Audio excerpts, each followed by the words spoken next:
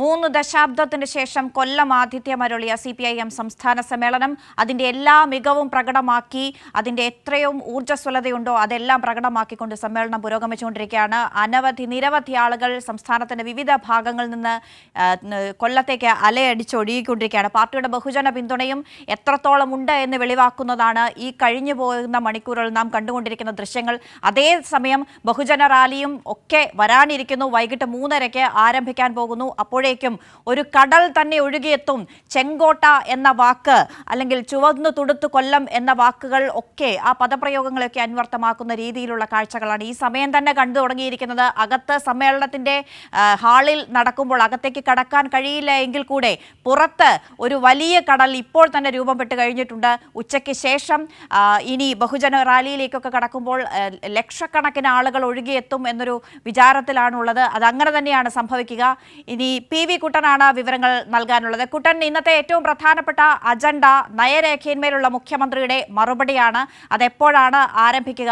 വിഭവ സമാഹരണത്തിന് ജനങ്ങളെ ബുദ്ധിമുട്ടിക്കില്ല, ജനങ്ങളുടെ മനസ്സറിഞ്ഞ് അവരുടെ രീതിക്കനുസരിച്ച് വികസന രേഖ ഉണ്ടാക്കുക എന്നതാണല്ലോ ഈ നയം കൊണ്ട് ഉദ്ദേശിക്കുന്നത്.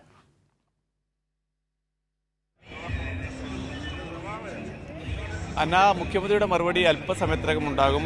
11 മണിക്കാണ് ഇനി സമ്മേളനം പുനരാരംഭിക്കുന്നത്. ഇന്നത്തെ നടപടിക്രമങ്ങൾ ആരംഭിക്കുന്നത്. ആദ്യ അജണ്ട തന്നെ മുഖ്യമന്ത്രി നയരേഖന്മേൽ കഴിഞ്ഞ ദിവസം മുഖ്യമന്ത്രി അവതരിപ്പിച്ച റിപ്പോർട്ട്, അതുമായി ബന്ധപ്പെട്ട് ഇന്നലെ ചർച്ച നടത്തിയിരുന്നു. 27 പ്രതിനിധികൾ ഈ ചർച്ചയിൽ പങ്കെടുത്തിരുന്നു. ഈ ചർച്ചയ്ക്ക് വളരെ ക്രിയാത്മകമായ നിർദ്ദേശങ്ങൾ പ്രതിനിധികളുടെ ഭാഗത്തു നിന്നും ഉയർന്നു വന്നിരുന്നു എന്ന് പാർട്ടി സംസ്ഥാന സെക്രട്ടറി തന്നെ കഴിഞ്ഞ ദിവസം വ്യക്തമാക്കിയിരുന്നു. ആ ഒരു പശ്ചാത്തലത്തിൽ മുഖ്യമന്ത്രിയുടെ മറുപടി വളരെയധികം പ്രാധാന്യം അർഹിക്കുന്നതാണ്.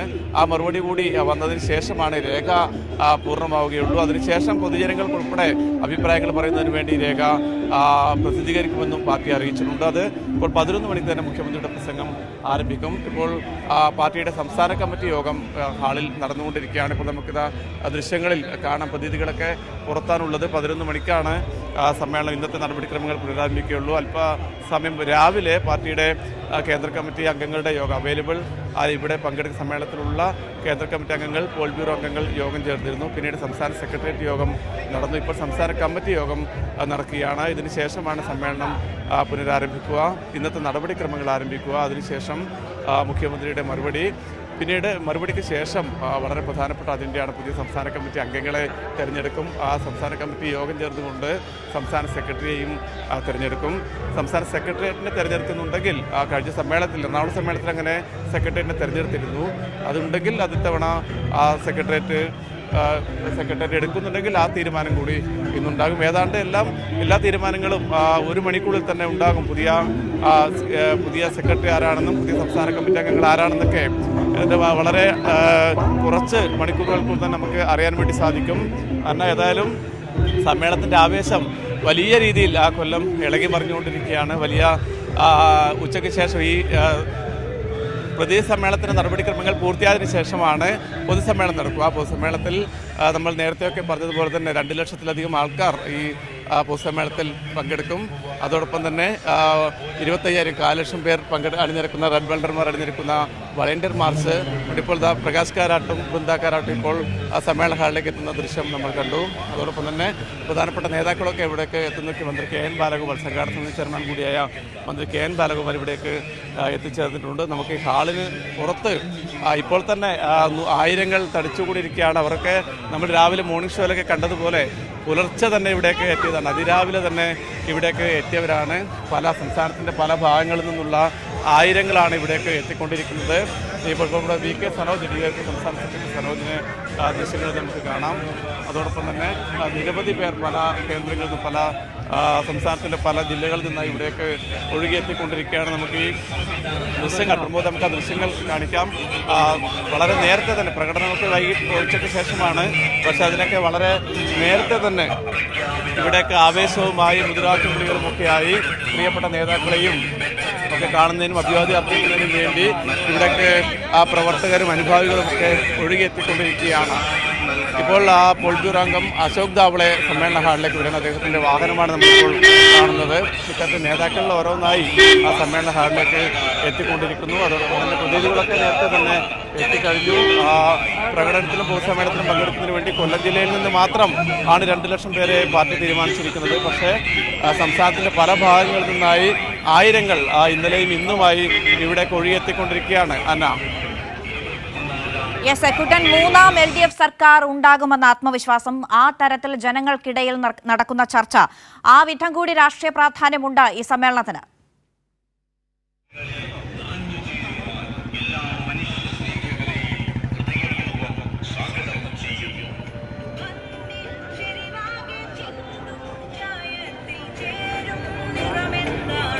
യെസ്, കൊല്ലത്ത് നടക്കുന്ന CPIM സംസ്ഥാന സമ്മേളനം ഇന്ന് സമാപിക്കുകയാണ്. നയരേഖയിലെ പ്രതിനിധി ചർച്ചയ്ക്ക് മുഖ്യമന്ത്രി ഇന്ന് രാവിലെ മറുപടി പറയുന്നു. 11 മണിക്ക് ശേഷമാണ് അതിൽ മറുപടി പറയുന്നത് ഉണ്ടാവുക. 1/4 ലക്ഷം പേരുടെ ചുവപ്പ് സേന മാർച്ച്, ബഹുജന റാലി എന്നിവയൊക്കെ ഇന്ന് നടക്കും. വൈകിട്ട് 4 മണിക്കാണ് പൊതുസമ്മേളനം. PV കുട്ടൻ തുടരുന്നുണ്ട്. കുട്ടൻ, 3ാം LDF സർക്കാർ ഉണ്ടാകുമെന്ന ആത്മവിശ്വാസം, അതോടൊപ്പം അതിൽ മേൽ ജനങ്ങൾ പ്രതീക്ഷ അർപ്പിക്കുന്നുണ്ട്, അതിൽ ജനങ്ങൾക്കിടയിൽ നടക്കുന്ന ചർച്ച, അങ്ങനെ കൂടി പ്രാധാന്യമുണ്ടല്ലോ ഈ സമ്മേളനത്തിന്.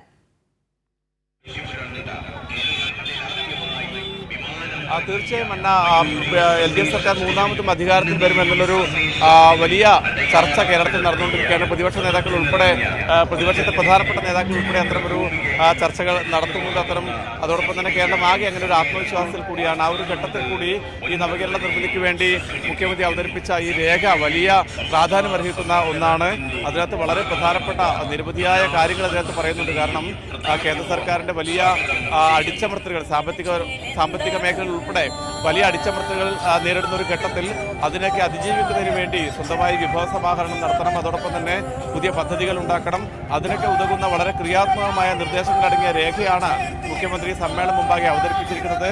പ്രതിനിധികൾക്കിടയിലും സമ്മേളനത്തിലാകെയും ഈ രേഖയ്ക്ക് വലിയ സ്വീകാര്യത ലഭിച്ചുവെന്ന് സംസ്ഥാന സെക്രട്ടറി MD ഗോവിന്ദൻ മാസ്റ്റർ കഴിഞ്ഞ ദിവസം മാധ്യമങ്ങളോട് ആ വിഷയങ്ങളൊക്കെ, അത്തരം പ്രതികരണങ്ങളൊക്കെ മാധ്യമങ്ങളോട് നടത്തിയിരുന്നു. ആ ഒരു പശ്ചാത്തലത്തിൽ വലിയ ആവേശത്തോടു കൂടിയാണ് പ്രതിനിധികളും ഈ രേഖ ഏറ്റെടുത്തിരിക്കുന്നത്. പക്ഷേ വളരെ ക്രിയാത്മകമായ നിർദ്ദേശങ്ങളടങ്ങിയ ചർച്ചയും 27 പേർ ഈ ചർച്ചയിൽ പങ്കെടുത്തിരുന്നു. കേരളത്തിന്റെ പുതിയ ആ സാഹചര്യത്തിൽ, ഈ കേന്ദ്രത്തിന്റെ വലിയ സാമ്പത്തിക അടിച്ചമർത്തലുള്ള സാഹചര്യത്തിൽ സ്വന്തമായി വിഭവ സമാഹരണം ഉണ്ടാക്കുക എന്ന വളരെ പ്രധാനപ്പെട്ട ലക്ഷ്യമാണ് സംസ്ഥാന സർക്കാർ. ആ ലക്ഷ്യം മുന്നോട്ട് വെച്ചുകൊണ്ടാണ് ഈ ഒരു രേഖ പുറത്തിറക്കിയിരിക്കുന്നത്. അതിനകത്ത് തന്നെ ഈ സാധാരണക്കാരെ ചേർത്ത് പിടിച്ചുകൊണ്ടുള്ള, അടിസ്ഥാന ജനവിഭാഗത്തെ ചേർത്ത് പിടിച്ചുകൊണ്ടുള്ള വികസന പ്രവർത്തനങ്ങളായിരിക്കും സർക്കാർ നടത്തുക. അതോടൊപ്പം മറ്റൊരു പ്രധാനപ്പെട്ട കാര്യം, ജനങ്ങൾക്ക് ഒരു തരത്തിലുള്ള ബുദ്ധിമുട്ടും ഇതുമായി ബന്ധപ്പെട്ട് ഉണ്ടാകില്ല. ജനങ്ങളെ പൂർണ്ണമായും ചേർത്ത് പിടിച്ചുകൊണ്ട് മാത്രമേ പദ്ധതികൾ LDF സർക്കാർ നടപ്പിലാക്കൂ എന്നുള്ള CPIM-ന്റെയും LDF-ന്റെയും നയവും സംസ്ഥാന സമ്മേളനത്തിൽ പ്രഖ്യാപിക്കപ്പെട്ടിട്ടുണ്ട്.